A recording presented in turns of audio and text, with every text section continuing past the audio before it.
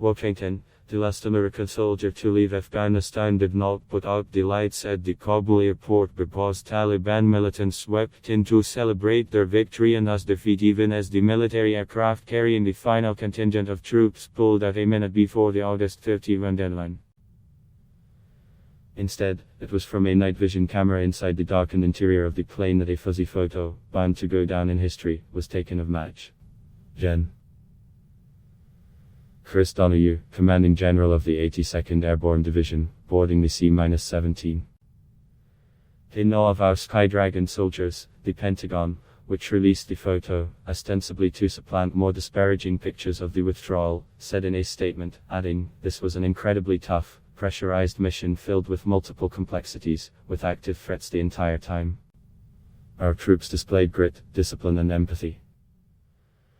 Afghanistan crisis live up to test ended Washington's longest war, a 20-year military expedition variously described as humbling and humiliating, after it overextended the objective of avenging the 9/11 terrorist attack on the US mainland that killed nearly 3,000 Americans. It was not a cheap mission. The cost was, US service members and civilians killed and more than, who were injured, Gen. Kenneth McKenzie, US CENTCOM commander, said, summing up the war.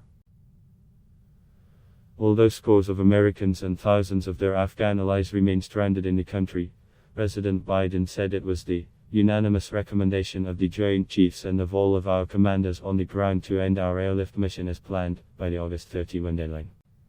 Their view was that ending our military mission was the best way to protect the lives of our troops, and secure the prospects of civilian departures for those who want to leave Afghanistan in the weeks and months ahead. Biden, who is expected to speak to Americans at greater length on the subject in a television address on Tuesday, said in a statement, holding out prospect for further evacuation. The president's top aides echoed similar hopes even as they announced that Washington has ended US diplomatic presence in Kabul and the US mission would now operate out of Doha, Qatar. A new chapter of America's engagement with Afghanistan has begun, one in which we'll lead with diplomacy. The military mission has ended, new diplomatic mission has begun, Secretary of State Antony Blinken said, in a modicum of recognition of the Taliban, putting the best spin on what even supporters of the Biden dispensation conceded was a fiasco. But even as the US State Department called on Taliban to meet commitments on freedom of travel, respecting basic rights of the people, fighting terrorism, not carrying out reprisal violence against those who stayed, first reports of revenge killings and crackdown on entertainment have emerged from Afghanistan. Afghan folk sing of what Andarabi was dragged from his home and killed by the Taliban in a province north of Kabul on Friday, CNN reported, quoting a local journalist, even as the new dispensation in Kabul doubled down in describing music as un-Islamic. A Taliban spokesman said they would persuade people not to do such things, instead of pressuring them.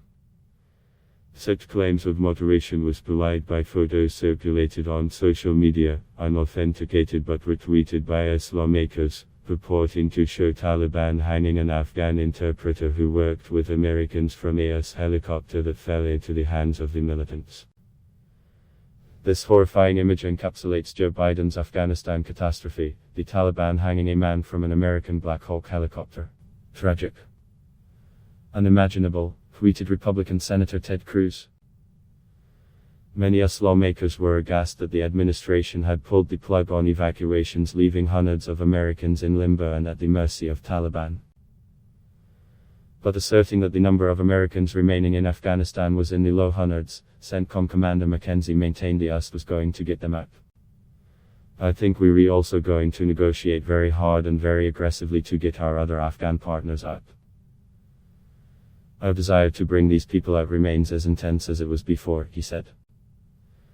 No American or Afghan civilian was on board the last 5 military planes to leave Kabul, because the Taliban shut them out the airport.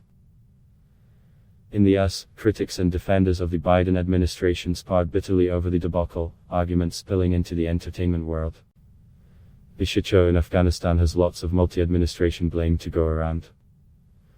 When your racist draft-dodging hero was calling our own military servicemen and women losers and suckers, where the F***K were you? The singer Richard Marx asked a Trump-supporting actor who lit into the Biden administration for the fiasco. On his part, former President Trump released a statement saying never in history has a withdrawal from war been handled so badly or incompetently as the Biden administration's withdrawal from Afghanistan. In addition to the obvious, all equipment should be demanded to be immediately returned to the United States, and that includes every penny of the $85 billion in cost. If it is not handed back, we should either go in unequivocal military force and get it, or at least bomb the hell out of it. Nobody ever thought such stupidity, as this feeble-brained withdrawal, was possible, he added. I block test Y.